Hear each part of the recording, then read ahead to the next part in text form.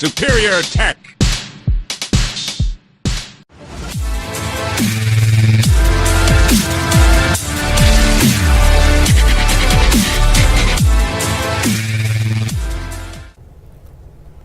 Welcome back to Superior Attack. I am Respecugnize, and this is part 2 of our 265-part series, Getting to Know the Fist, or Mr. Fister. Now, this is the second part of the series and going to hopefully be the final. This is an in-depth look at the way the tech of Doomfist is supposed to be played and the way you're actually supposed to play the character, so you guys can stop whining and complaining about how the character has been nerfed to death or broken or what have you. That's not it. You're simply not playing the character the way he was meant to be played. But I cannot blame you because the character is counterintuitive. So what we're going to do is go through the kit one more time quickly and see how that's actually works into the bread and butter combo. It's pretty much the most effective way to play the character that I or other people have ever found. So once again, you're excused for thinking that the character, because he does have a shotgun, which is a close range weapon, and left shift, rising uppercut, has to physically touch them, and seismic slam, which I call E dive, has to touch them, and ultimately the fist needs to touch them, and hopefully they're up against the wall so you can get that extra damage. So that makes sense. That's the intuitive way. It's an intelligent assertion to play the character that way, but that's going to get you killed, which is why you're here. So we're going to look at it, and we're going to go a little out of order. Normally I go primary fire, secondary fire, and then left shift through the rest of the kit. But we're going to start at the important part, which is seismic slam or E-dive. Here's the tech for that. When you have any space between yourself and the ground, besides just jumping, you are going to notice that there's a blue trapezoid that pops up. Okay, that is the way you're going to be aiming seismic slam when you're in the air. And because this is a physical sniper, trademark Respecugnize. I made that up, and I want my credit. Physical sniper means, if you think about a sniper, it's a character that's going to use the high ground to get elevation advantage. They're going to pick a weak character and they're going to attempt to kill them, one shot, one kill, and get it over quickly. Doomfist, while he has that projectile, that is, we're not sniping with a gun, we are sniping with our fist. Because of that, you're going to try to get above other characters, because typically whenever people are in a melee or furball in the game, they get very fixated on the things in front of them and they don't see other things. Because we have 250 health and no armor, Doomfist cannot go toe-to-toe, especially initially, before his passive trait kicks in, where he armors up every time he hits somebody with one of his talents. It's very important that you take little or no damage before you initiate contact with the enemy team. Also, because of one of the parts of seismic slam, which is the fact that the more time you spend in the air, the more damage you do. So with that blue trapezoid, we're going to look a little bit more at it. Whenever we initiate this dive here, you notice that there was a little counter above the reticle but under the blue trapezoid. That is a damage counter, and if you can spend 1.5 seconds in the air, you can get that full 125 out of the move. But it's not necessary to do that, but it's something that you need to keep in mind. Obviously, because it has a hang time counter, it's telling you that the character should always be initiating from higher to get more hang time to do more damage if possible. The problem with that is the way in which seismic slam works is hard to master. So when we're on the ground and you initiate a seismic slam, you're going to move about 8 meters forward, and you're going to get a trapezoidal area of effect in front of him. So you can see there, that's the area of effect, and it corresponds exactly to this blue trapezoid there. So if we initiate it on this robot that's going to be coming out, notice that the area of effect is there, and it's not exact as far as how that trapezoid works. I find that he doesn't quite land where you think he's going to land. So let's put that trapezoid where that light blue is going to hit that light, and we're going to initiate it. See, I'm not exactly there. I'm a little further back, and that robot pushed me, you jerk. So, when you're practicing, and you do need to practice with this character a lot, the first step is initiating those seismic slams with a bot that's moving parallel to you instead of perpendicular, because it is very easy to whiff this seismic slam, and we'll probably we'll try to do it here, but we'll wind up hitting it, of course. Okay, so know that if you initiate that seismic slam while you're on the ground, the enemy that you're trying to hit needs to be about somewhere between 8 and 12 meters away from you, or else you're going to whiff. And what we're going to do is let this guy get close. And you see we went past him, and now he's behind us and has the ability to just get those headshots on this gigantic Abeza that we have sitting on top of this mountain of a man. So that is the number one thing that I see people trying to pick up Doomfist with, besides the fact that they're trying to go out of order with the combination. Rising uppercut, and then trying to get back on top of them, and then fisting them, and then shooting. I know that because that's how I tried to play the character, and that's how I see other people play the character too. So what we're going to do is start practicing. In training here with the robots is good in the fact that you have markers that allow you to do things. For instance, I know if that robot is anywhere between there and there, he's going to get hit with it. Perfect example. And then once you're comfortable with that, you can try to get distances. I know that once that robot is there, I can get him there. But when a character is moving perpendicular to you, meaning not in line with you, it is much easier because there is a cone effect on the move to miss them. But since you'll notice when we make contact with our seismic slam, the enemy hero pops up in the air. So certain characters, this will shut down their ability to do anything. For instance, Reinhardt, while he can put a shield up, that shield will not protect him from the rising uppercut. It will protect him from subsequent shots, but it will not protect him against the fist, and that's the basic part of the combination. Tracer can blink while in air, Moira can fade while in air, Brigitte can put up her shield and get a slam off, but other characters, once again, like Reinhardt, cannot charge while he's in the air.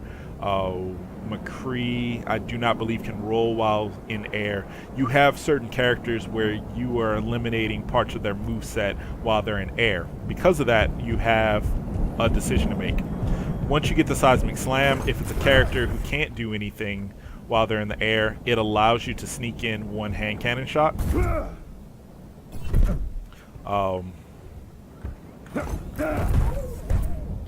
And you can get that one shot in right before you hit your rising uppercut.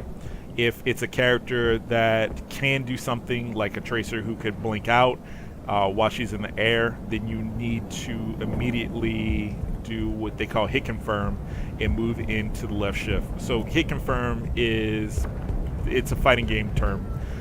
Basically, you have a split second for your brain to register that your move wasn't blocked or whiffed, meaning missed completely. you have that split second to decide and notice that you have actually hit them, which will allow you to get another movement in. So you're gonna have to hit confirm that slam, and thankfully there's lightning that's going to be around the other character, and their movement is going to be altered as they get popped up in the air. So after that, once again, you're either going to be able to get in that one hand cannon and then go into your left shift rising uppercut, or you need to go directly into the rising uppercut, which will get them even further in the air. So depending on where you are in regards to the enemy hero, you are going to have to adjust for the uppercut and then the subsequent hand cannon shots that you should be getting off, and it should be 3. So we're going to look at a couple of times at distances. So if I'm right up in the face when I go there, see, I'm going to get up first, and that enemy hero is going to be lower than me. So when I get to my apex, they're still going to be traveling up towards me, which should allow you to get a headshot while they're coming up. And if you're really good, you can kind of track their trajectory and get headshots going down, which will get you maximum damage. But to show the whole combination, I'm going to try to get the shots in the body so that I don't frag the robot while it's in the air. So we should have E-dived in to get the initial pop-up in the air. Then we make the decision on the hand cannon before the left shift. If not, we're going to go directly into the left shift, and we're going to be looking for them in the air. So that's a bad example. Yeah. So we get this guy up, and we try to put those shots into the body, and then we have another decision to make. Okay, Doomfist's passive does allow him to armor up. If you are looking at the health when we start doing this, his passive trait is called the best defense. Whenever we hit people with things, you'll notice that we start adding armor, which effectively is health. But as you notice now, there's a decay in that armor.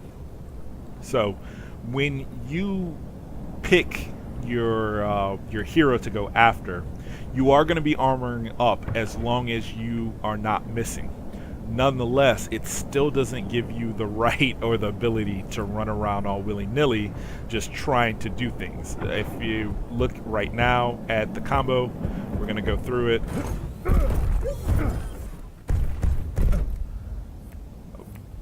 Both of those traits, those talents, they're on 7-second cooldowns. Your Rocket Fist is on 4 seconds, so if you decide that you're going to Rocket Fist,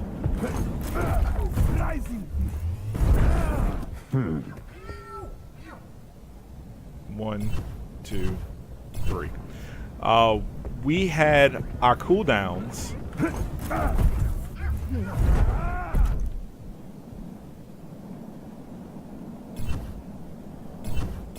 Everything in our kit besides hand cannon, which is only going to do 66 damage per shot if we can get all those pellets in the body. For a full 6 seconds, we have absolutely nothing. And, you know, even with that armor, you're going to die. McCree, flashbang, fan the hammer, roll, fan the hammer is going to kill you. Mora can get a lot of vampiric, damage out of you. Farah, Diva, all of these characters that are able to get burst damage or sustain fire damage on you, a Bastion or something like that.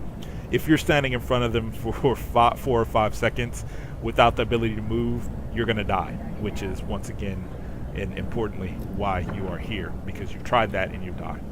So you're going to have to make a decision.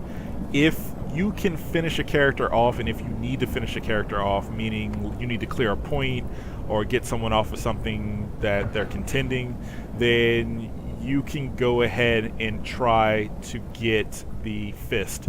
And the timing is, you're going to have to wait for them. I need to stop being so good killing stuff. If you can get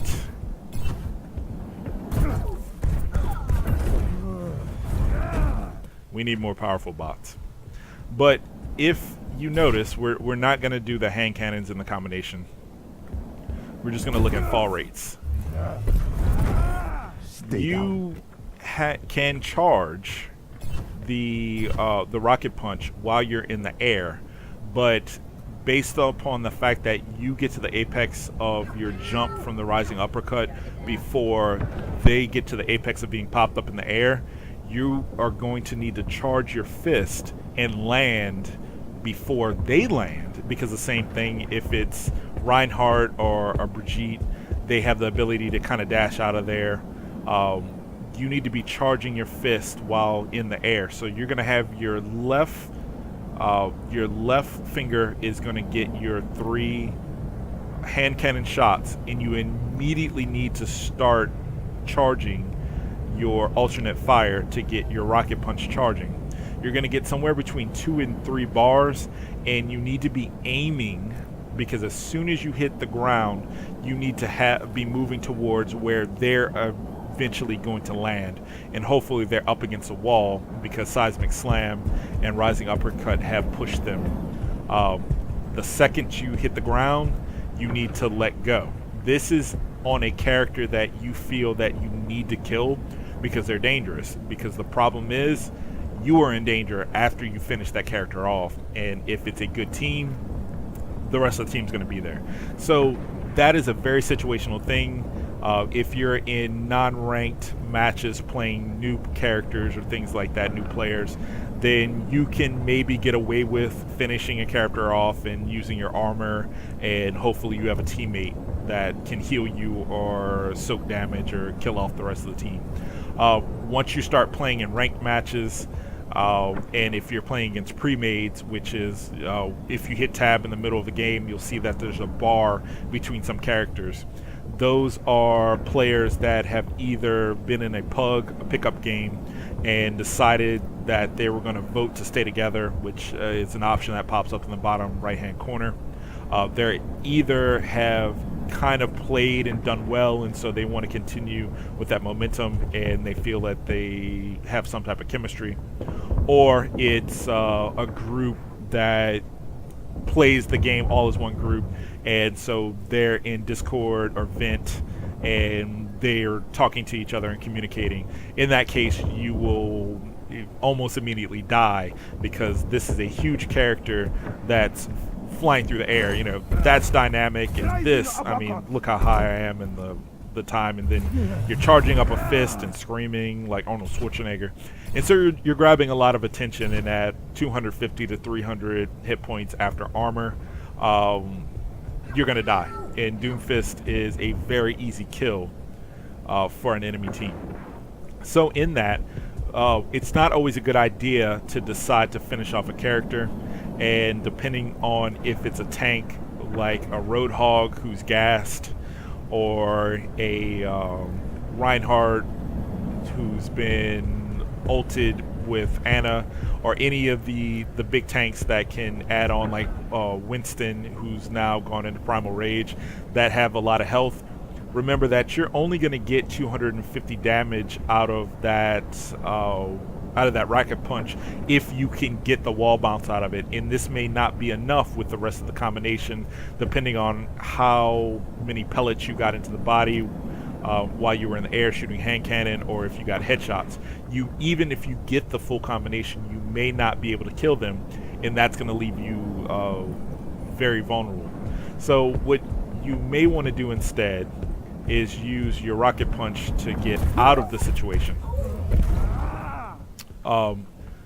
Rocket punch on Doomfist is surprisingly mobile, and so we're going to take a look at that right now. If we start here at 0 and measure out at 2 bars or half charge, you should get somewhere between 10 and 12 meters, and so we're at 12.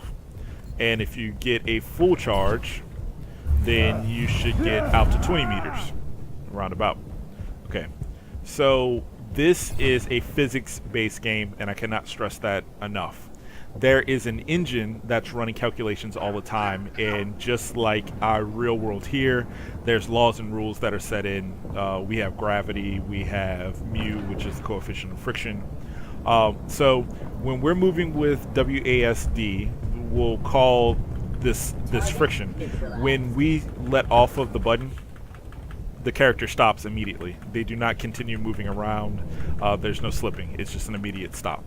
So just like when you were a kid running around, if you saw an embankment or something that was higher, maybe a brick wall or some type of feature like a planter, if you're in the city, concrete features, you often jump up there, run to the end and jump off, and that's because being higher off the ground allows you to jump further than if you were just just walking. So here, if we just jump, we end up there.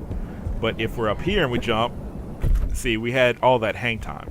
And so just like a little kid, we're gonna try to take advantage of that. So we're gonna stop friction by doing a cancel. So if you're familiar with fighting games, you'll know the terms, but if not, you have these things called cancels, meaning whenever there's a move in a game, you have what's called frames, which you also hear about a lot in fighting games. So there's an animation for every movement, and sometimes between the input of a move, I'm going to do hand cannon, I press left click. Okay. There's no startup delay in that move, or very infinitesimal startup delay, and then his hand's going to rotate out, he's going to shoot, his hand's going to recoil, and then he's going to roll it back. And so that's the entire frames of the move. Now, if it were something that gave us a lock or locked frames, when we press this, we wouldn't be able to move. See, but we can. Some moves will lock you in all of the frames. You have to have all of those frames elapse before you can do anything else. For instance, for the most part, with this fist, I was pressing left that whole time, and because we're locked in the movement of the fist, we cannot actually go left. But what we can do is exploit the physics engine and do what's called a 2-in-1, meaning with some things that characters do in the frames, you can cancel them, meaning you can stop all those frames from finishing, and you can actually stuff a second move within the frames that were allowed for the first move, giving you a 2-in-1. Makes sense, right? So with our rocket punch, we're actually going to do what's called jump canceling, meaning we're just going to input a jump in the middle of that move. It's going to stop those frames, and because we're no longer on the ground, we are no longer affected by the friction. So this is being filmed on 5/10/2018. There have been a couple of changes in the patches, and I don't know if this one actually showed up, but I definitely noticed it when I started filming this video. This is actually probably about the 15th time I've tried to record this because of various problems. But in previous footage, I was able to execute these very simply because I've done it so much, and we got different results. So as of today, it's a little different. So if we use our alternate fire and get rocket punch, if we do 2 bars, once again, we get about 10 or 12. And if we do full charge, then we're going to get 20 out of it. Okay. So that's because the friction, after the frames move us our distance, friction stops us immediately. But if we time the jump, we can get a little extra out of it. So we're going to continue with holding W after we let go of the alternate fire button to get rocket punch, and we're going to immediately hit the space bar at the last frame, and it's going to allow us to go a little further. So this actually used to allow us to get 20 meters out of the rocket punch, but now it's been nerfed a little and we're only getting about 15. But still, that's 50% more movement out of the same move. And then if we start here and they didn't take it out of the full charge, if we do this, we can get 25 out if we do it badly, but if we do it well, we should be able to get 30 meters out of it. And there we go. So simply what I did was at the last part of it, because the physics engine has now looked at us as a vector. We are mass that is moving in a direction with a magnitude that's increased over our walk speed. And here's a pro tip and a side note. When in most games, if you move forward, you move at a rate, and if you move backwards, you're going to move at a fraction or a percentage of that rate, anywhere from 25 to 50% slower moving backwards. In Overwatch, you don't. Keep that in mind. So what we were able to do is increase our speed, because if we walk to 30 meters or walk to 20 meters, it takes some time. But whenever we're fisting to 20 meters, we get there most Ricky tick. So because we're moving faster, and just like this, because we're up in the air, and gravity is no longer affecting us the same way because there's no friction between us, we defeated Mew, we can continue to move through space. And so that's important because 30 meters is a magic number in this game for a lot of things. Characters that have fall off on their weapons, like Reaper shotguns, or beam weapons such as Coalescence and I would love to call it Vampiric Touch, but whatever the name of Mora's alternate fire where she's doing her damage, they have specific ranges, usually around 30 meters.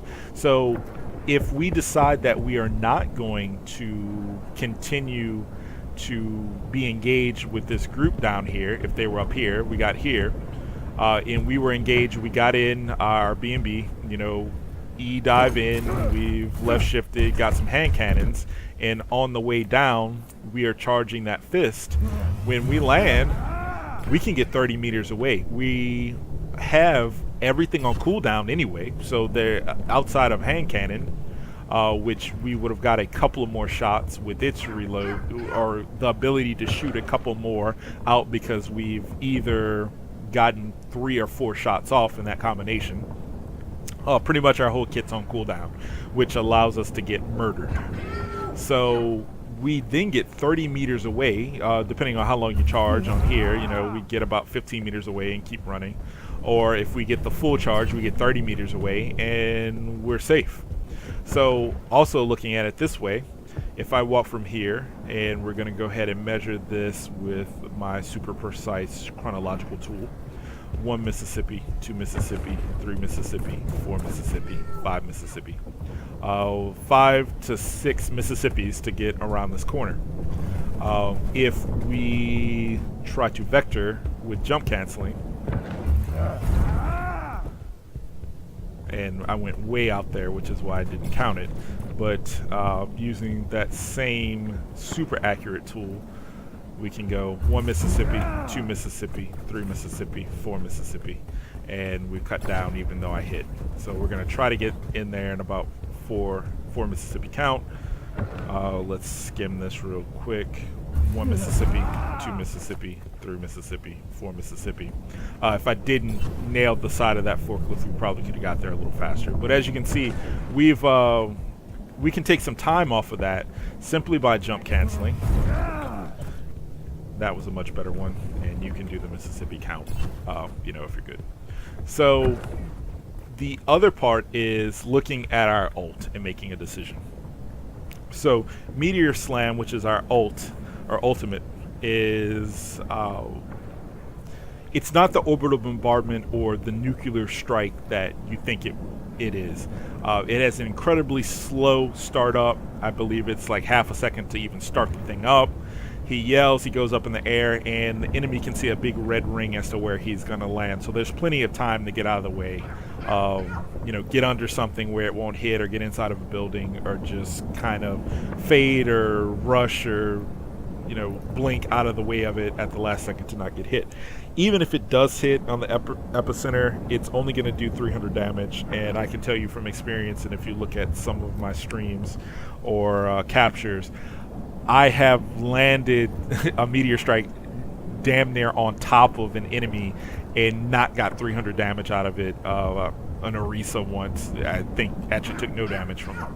So it's just like the rest of everything, where it looks like he has all these things that are going to do damage a certain way and it's going to be easy kills, you may not want to drop the meteor strike on top of an enemy to try to finish them off with the last bit of damage. You're most definitely not going to nuke an entire team unless they've just fallen asleep. You know, if you can use it with an Earth Shatter or an Earth Shatter from Reinhardt, if you can use it with a Holt from Orisa, if you can use it with whatever the Gravity Well or Gravity Ball from Zarya is, then by all means, if you have the coordination with your team, then you can get the damage out of it. But in a Pug, or if not in the hecticness of this game, that's really not going to work if you're playing anyone who has any type of situational awareness. On the other hand, though, let's look at what happens if I get in here and use it a different way. So I'm going to initiate here, go up, and as soon as I hit, I Meteor Strike.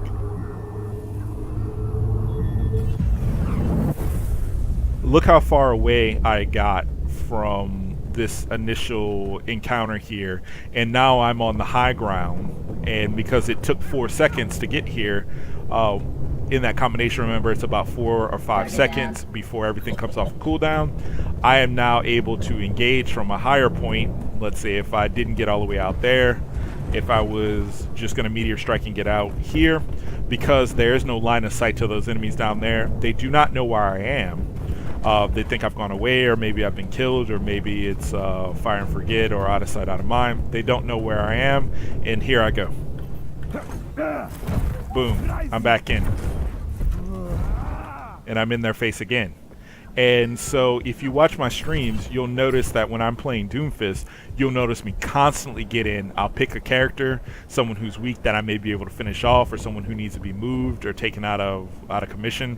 You'll see me go in, E-dive, get him up in the air with the left shift, that rising uppercut. I'm getting my hits in, and then you will oftentimes see me rocket punch with a jump cancel to get back to my team, because I may have overextended, because I just want the enemy team to stop where they're at, especially if we're doing some type of escort. Or you'll see me just harass them or try to get into a point just to stop the timer.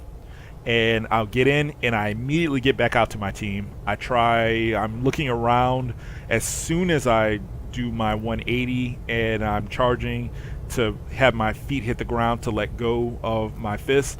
You'll notice that I'm always angling back towards a tank and or a healer, or I'm going to angle towards a door so I can line of sight, and often, you know, there's going to be health packs in hallways and things like that. So that is the base of the character. Remember, he is not a brawler. Physically snipe, trademark Respecugnize.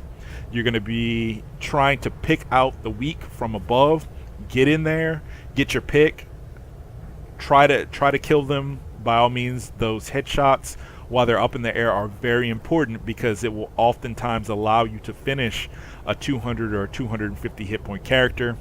And then remember, you'll have to make those decisions to fist out. And that's the problem with the character, is he's not as dumb as most shotgun characters. He's not as dumb as most brawlers. You have to pick your character and your timing. When you're getting in, you had to stalk, meaning you had to get some line of sight blockage, and you had to know where that enemy hero was going.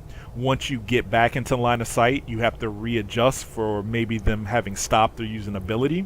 You're going to have to pick that character. You're going to have to time the move for your E to get in that space. Then you're going to have to decide if you have the ability to get in that hand cannon shot before the rising uppercut. Then you're going to have to angle your shot for their movement through space, because you've got to the apex before them.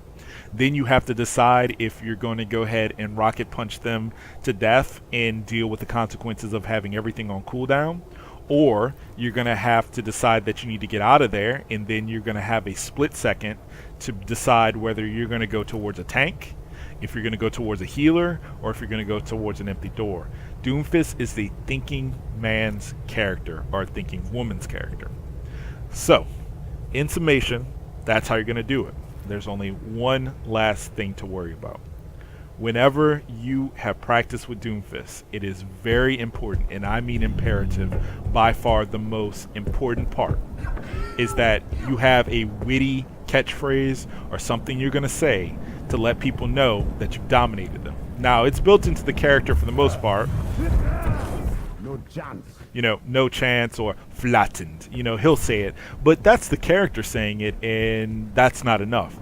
Especially if you're a player who has a microphone, you need to come up with some type of witty catchphrase and just grind it in. So if you watch my stuff, you'll hear me often say, "He got that wham." So once again, I'm not misogynist. So if I know it's a female player, then it's "she got that wham." Now, the left shift rising uppercut can actually lift more than one enemy hero, and your rocket punch can actually damage more than one enemy hero, although it will be stopped by the first hero that you hit, meaning if someone is behind it, it will not continue. But if their sprites are very close to each other and their hitboxes kind of overlap, you can still get them with the fist, in which case then I say they got that wham. And if I'm in mic, if I'm in chat, then it becomes y'all got that wham, because I'm from the South. So that's the most important part, is that you have a witty retort. Now, the fastest way to a man's heart is through the rib cage, at least for me. But when I'm concerned, the fastest way to my heart is through flattery. And as they say, imitation is the highest form of flattery. So feel free to take "he got that wham," "she got that wham," "they," "y'all," "it got that wham," because Bastion. And say it. And everyone will know that you have studied under me, Respecugnize, so you respect and recognize that I was the man to come to for Doomfist. So remember, witty retort, witty saying, whatever, come up, make it your own, feel it out. But if not, just go ahead and imitate. So besides that, quickly, there's always the teabag, and it's almost as if Blizzard knew I was going to be playing this character, because respect it. Have fun, guys.